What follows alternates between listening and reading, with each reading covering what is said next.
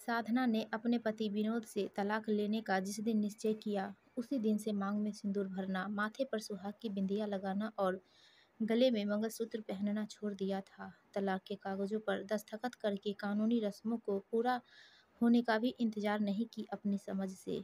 1 साल पहले ही तो वह दुल्हन बनी थी। गृहस्थी की जिम्मेदारियों को संभालने और माँ बनने पर विवाहिता होना दिखने लगता है, लेकिन साधना अभी इन दोनों ही बातों से कोसों दूर थी।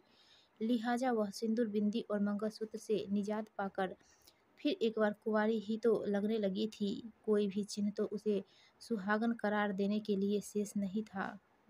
हाथों की मेहंदी का रंग और महावर तो कब के छूट चुके थे। तभी तो रवि ने उसे कुंवारी समझकर मद भरी नजरों से देखा था। अपने घायल मन के लिए मरहम बनाने की नीयत से रवि तलाक की धुंध में घिरा हुआ था, जिसमें साधना भी भटक रही थी। यह वह धुंधकला है जो मन की उथल पुथल को कभी खत्म नहीं होने देता। सोच का कोहरा छटने तक वो जिंदगियां एक घर टूट कर चूर चूर हो जाते हैं और फिर वही किरचे एहसासों की जिंदगी चुभती रहती है। कभी कभी लोग संबंधों की कोमलता को नज़रअंदाज कर ऐसे फैसलों में भी लाभ हानि वाली व्यापारिक समझ का ही उपयोग करते हैं। यही रवि के माता पिता ने भी किया। मामला अभी अदालत के आंगन में ही था कि वह लोग दरवाजे पर दोबारा शहनाइयाँ बजवाने की तैयारी करने लगे और शुरू हो गई रवि के लिए एक अदद ऐसी लड़की की खोज जो कुंवारी, विधवा या तलाकशुदा बेशक हो पर पुत्रवती न हो। यही हाल साधना का भी था। उसने खुद ही तलाक की पहल की थी, लेकिन उसका फैसला भी अभी अदालत की न्याय की तराजू पर टंगा हुआ था। दोनों पलड़े डगमग हो रहे थे। जज एक की हार और एक की जीत तभी सुना सकता था जबकि न्याय की तराजू स्थिर होकर हार जीत का ऐलान करती।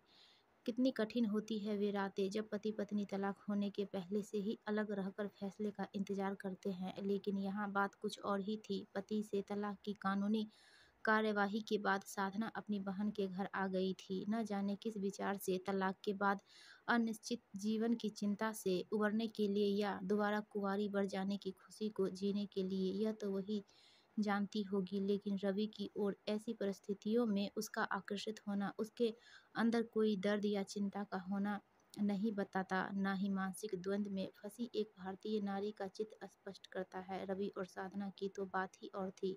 उनके माता पिता, भाई भाभी व बहन जीजा सभी उनकी चाहत को सही समझकर दो टूटे दिलों के टुकड़ों को जोड़कर एक तीसरा घर बनाने के लिए बखूबी तैयार थे। दोनों के ही माता पिता चुपचाप तलाक के केस के फैसले के पहले ही सगाई कराना चाहते थे, लेकिन साधना और रवि इस बात के लिए तैयार नहीं हुए।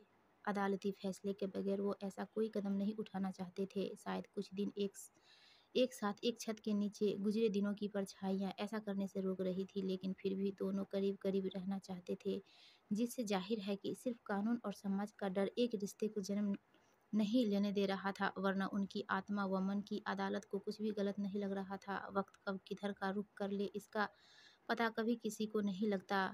उनके बहुत चाहने पर भी वे करीब रहे, पर दूर होना जरूरी हो गया। रवि को अपना अलग घर मिल गया था, इसलिए अब उसका अपने भाई के घर से जाना निश्चित था, जिसका नतीजा था दोनों का अलग होना। साधना और रवि दोनों के ही घर वाले सब कुछ जानते थे, उनके रिश्ते के लिए भी तैयार थे, लेकिन उसमें अभी देरी थी। फिर भी साधना अपनी बहन के यहाँ रुकना चाहती थी, जिससे रवि के करीब रह सके, लेकिन रवि के जाने की बात से साधना के दिल पर जो बीत रही थी वह उसकी बहन से छिपी न थी। इसलिए उसने इन दोनों को अकेले मिलने का अवसर देने की सोचकर फिल्म देखने के लिए भेज दिया। साधना रवि के साथ बाइक पर बैठी थी।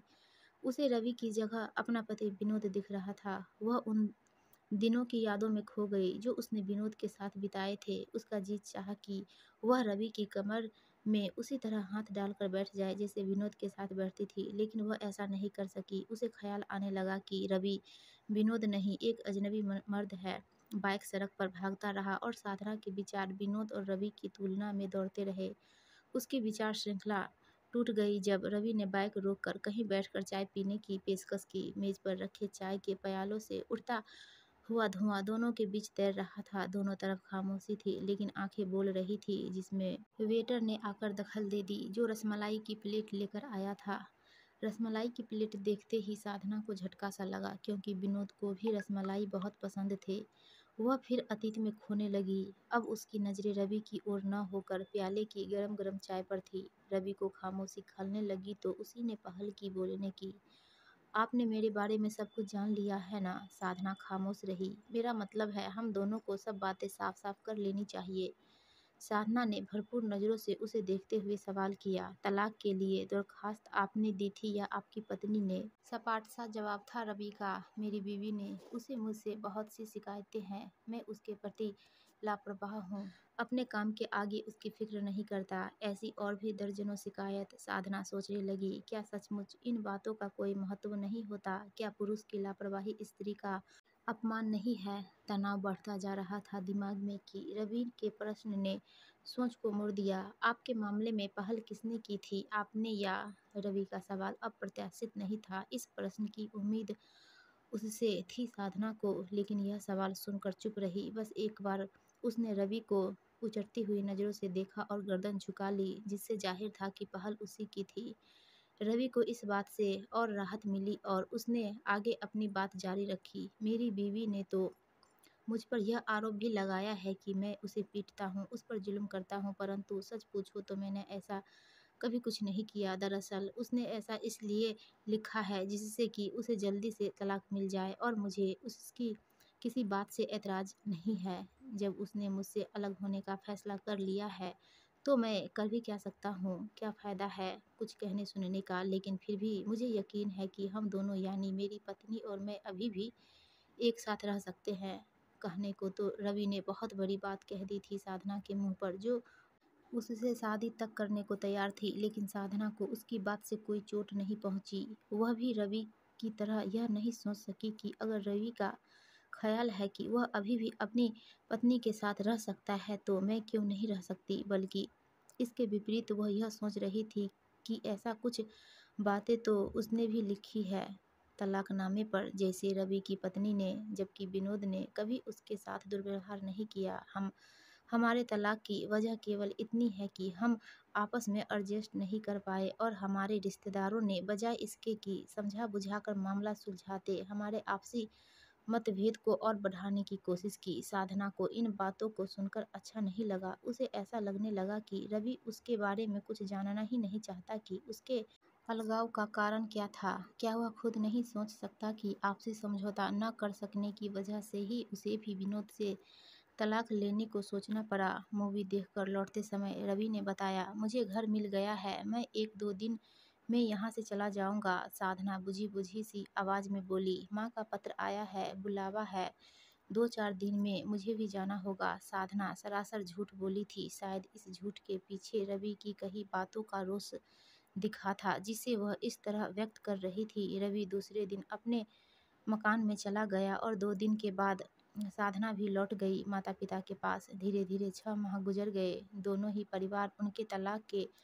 मुकदमे के फैसले का इंतजार कर रहे थे। साधना को पता चला कि रवि के मुकदमे का फैसला जल्दी ही होने वाला है, लेकिन साधना के मुकदमे का फैसला जल्दी होने के कोई आसार नहीं नजर आ रहे थे। साधना इस बात से परेशान रहने लगी कि कहीं ऐसा न हो कि रवि के मुकदमे का फैसला जल्दी आ जाए और साधना का नहीं, तो वह अधिक दिन तक उसका इंतजार करेगा भी या नहीं। यह दुविधा की बात थी। कहीं ऐसा न हो कि वह अधिक इंतजार न कर सके और इस बीच और कोई लड़की उसे भा जाए और वह उससे शादी कर ले। अगर ऐसा हुआ तो उसका क्या होगा? वह कहाँ जाएगी फिर? सोच सोच कर उसका मन व्याकुल होने लगता। बेचैनी में कटते दिन रात उसे विचार शून्य सा करते जा रहे थे। तभी एक दिन उसकी बहन का पत्र आया, जिसमें उसने लिखा था कि रवि की बीवी ने मुकदमा वापस ले लिया है। उनकी गलतफहमियां खत्म हो गई है और फिर से एक साथ रहने का उन लोगों ने फैसला कर लिया है। रवि अपनी बीवी को लेने गया है। पत्र उसके हाथ से गिर गया। वह दोनों हाथों से चेहरा ढककर बैठ गई। उसी स्थिति में वक्त का एक बोझिल सा टुकड़ा बीता और फिर वह अस्वस्थ होकर उठी। श्रृंगार की मेज के पास जाकर एक पल अपने को दर्पण में निहारा और फिर माथे पर बिंदी लगाई तो उसकी आंखें चमक उठी। फिर मांग में सिंदूर भरा और आईने में देखा तो उसका चेहरा ही नहीं, अंग अंग दमक रहा था। दूसरे पल वह अपने गले में मंगलसूत्र पहन रही थी। तीसरे ही पल सूटकेस लेकर पति विनोद के पास जाने को तैयार थी। दोस्तों, आपको यह कहानी अच्छी लगी हो तो प्लीज़ वीडियो को लाइक कीजिएगा और चैनल को सब्सक्राइब